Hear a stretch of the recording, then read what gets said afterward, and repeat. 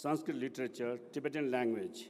He currently serves as a president of College of Language and Culture Studies, CLCS, at Royal University of Bhutan, RUB. The individual has been honored with the Bharat Mitra Samman Indology Award 2023 by the Indian Council of Culture Relations under the auspices of the Government of India.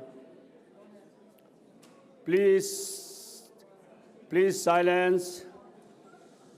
Please silence and listen very carefully because we have a very wonderful speaker here today. I would want you to enjoy and then take their wisdom with you. That will really change your life. We have a great chairman with a great panel speaker today.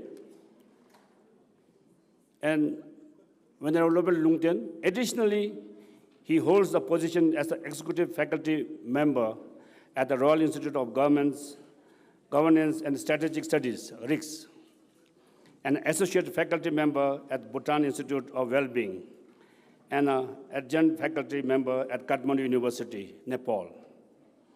A role he has held since 2016. Currently, he serves as the president of South and Southeast Association of Study of Religion and Culture. He is currently the chairman of Dzongkha Expert Committee, also a member of International Association of History of Religion.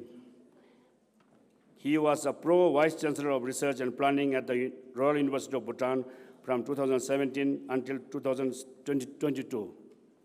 His primary academic focus lies in the mind science, education, science of human well-being.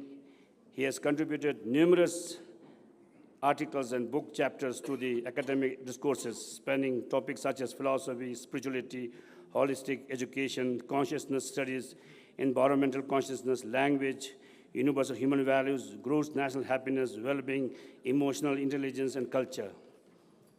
A great scholar. And you might be wondering why Loben Lungten Jamso. In the note, you have seen IBC Director General Abhijit Halder. He's been late another 30 minutes. He will be here. By that time, you're all lucky to have great scholar Loben Lungten. Then enjoy the panel. Thank you. And sorry, I request Chair to introduce all the panel. Hello, good afternoon, everybody. Just to reiterate that I'm not Abhijit Halder, which is reflected in the program, in case you still, you missed out the announcement.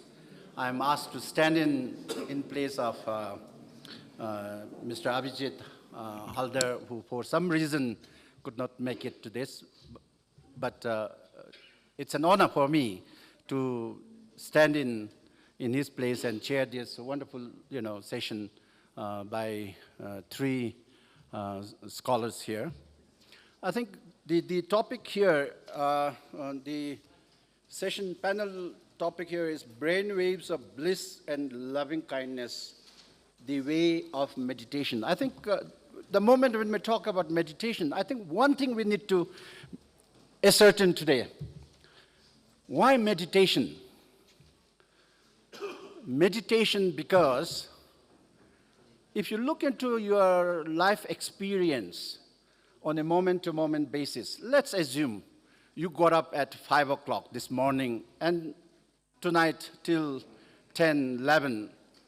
In the entire whole day, what do we suffer? Did we suffer health? Not really, right? Did we suffer hunger, thirst, or did somebody physically hurt you? No. So what does this prove? This proves that our suffering from outside,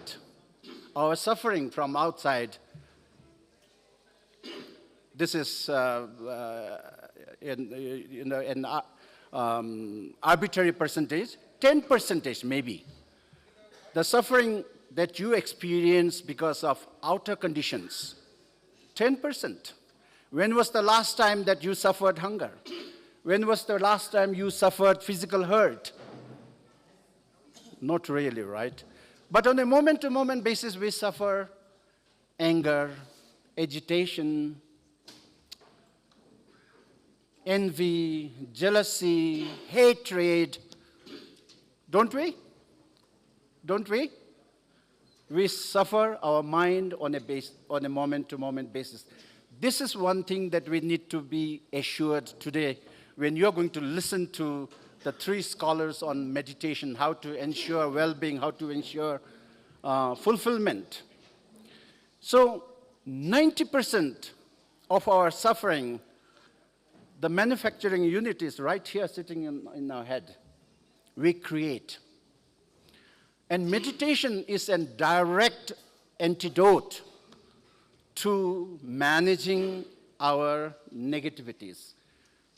I mean, this is not rocket science. Today, you get angry. You are in full rage. Can you say, I'm wonderful, I'm mesmerized, I'm enjoying my life? Or do you feel miserable when you are angry? Yes? Not rocket science. We can attest this, we can evaluate this, that whenever we have negativity, we are the first victim of our own negativity. This is what we need to know today, that we are the creators of our own misery. By the same token, we also create our own well-being when we turn inward. So today's session is on inner technology. I think, when we talk about meditation, I think it's not really per se talking about the ontology part or the philosophy part of it. I think we are talking about a technology. We are talking about a tool.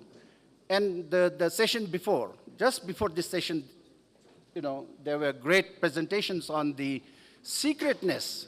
Actually, I wanted to make a comment, but because of lack of time, I couldn't. If I may put it into a layman's, understanding, again, secrecy is nothing about ontology. It's nothing about philosophy. It's about utilizing the tool. It's all about qualification. Are your hands qualified to hold a razor-sharp knife? Because it's not in the discretion of the knife itself that discerns whether it will chop vegetables or it will chop somebody's head.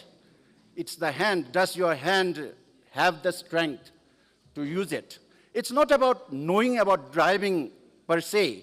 It's about sitting behind the driving wheel without a driving license. You are not supposed to. This is what secrecy means.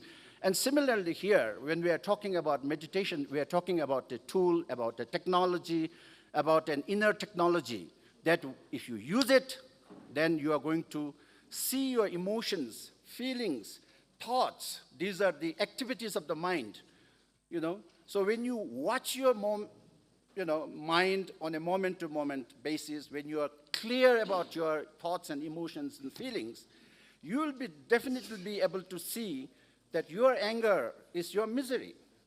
Your jealousy is your misery. No rocket science. And meditation is all about being aware, being conscious, being mindful of what's going on during the event, as and when it arises. That's the only moment we have in our command. Past is a gone reality. It doesn't exist. Future is yet to come. It's not there. You cannot do anything about the past and future. Past, rumination, future, projection, but it's not in your hand. What is in your hand is the present moment. So I think that the three scholars are going to talk about meditation as a tool to be the witness of your negativities. The moment you witness, because negativities don't have an existential reality of its own. It's hiding behind something else. You need to know, if you are a very vigilant security guard, thieves cannot really sneak in. That's how meditation should work. So without further ado, now I have three wonderful speakers here. The first one is Hansa Nitibunyakon, Pra Medavajara Pandit, and he's going to, talk about insight meditation, a mindful way to cultivate happiness. I'm not going to read out the abstract because you may probably have read it, but I would like to introduce the speaker. When Professor Dr. Fra Medavajra Pandit, sorry if I have mispronounced your name, Venerable, is a professor of Buddhist studies at Mahachulalongkorn Vajravidyalaya University. He serves as the director of International Buddhist Studies College and director of Peace Studies graduate program at the Mahachulalongkorn Rajavidyalaya University, Thailand. He is a Buddhist scholar and practitioner who integrates knowledge in Buddhism. He is also specialized in conflict resolution and management through Buddhist peaceful means and meditation. In the past couple of decades, he has been actively playing an important role in promoting and spreading Buddhist teachings in the form of lectures and speeches at various platforms.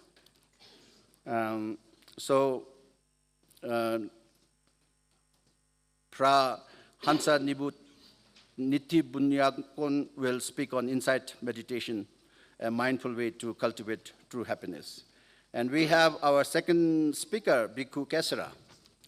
Bhikkhu Kesara is going to speak on the effectiveness of mindfulness Vipassana meditation guided by Rathavinita Sutra, establishing long-term emotional well-being and happiness for meditation practitioners. As the topic suggests, again, I need not have to go into the details of the paper because it brings out the content of the paper, but I would like to introduce Bhikkhu Kesara. He is a Theravada Buddhist monk from Myanmar. He has dedicated his life to Buddhist studies and practice. Theravada tradition, meditation under several senior Theravada monks from Myanmar. His current research interests focus on mindfulness, Vipassana meditation according to the instructions of the suttas in the Theravada Pali Canon. Bhikkhu Kesara is presently an Indian Council for Cultural Relations PhD research scholar at the Department of Philosophy, Lucknow University. He focuses on comparative studies of early Buddhism and other religious teachings contemporaneous with the Buddha in ancient India. Bhikkhu Kesara completed his master's degree in Buddhist studies from Mahachulalongkorn Rajavidyalaya University, Thailand, and achieved his bachelor's degree in English from East Yangon University. Then we have our last speaker, Mr. Stanzin Lotus. He is a research scholar at the University of Delhi, and he's going to talk about the practice of the 4 placements of mindfulness in Mahayana tradition with the emphasis on the wisdom of emptiness, Dhampanyersha. Mr. Stanzin Lotus was born in a Buddhist family in Ladakh, a culturally rich region in the Trans-Himalayan range of India. He began his academic journey with a BCom from the University of Delhi, but soon developed a deep interest in Buddhist philosophy through transformative encounters and study. He went on to earn MA and MPhil in Buddhist studies from the same university, focusing on areas such as Pali Buddhism, Tibetan Buddhism, and socially engaged Buddhism. In addition to his formal studies, he completed the Nalanda Diploma course in Buddhist philosophy and psychology at the Tibet House, Delhi, and pursued intensive training in Sanskrit and classical Tibetan at the Rangjung Yeshe Institute in Nepal. Currently, Mr. Lotus is pursuing a PhD in Buddhist studies at the University of Delhi. So now, with this, may I now first invite the first speaker, Hansa Niti Bunyakon, Director and Professor, Mahachulalongkorn Rajavidyalaya University, and his topic is Insight Meditation, a mindful way to cultivate true happiness. The floor is yours, Venerable.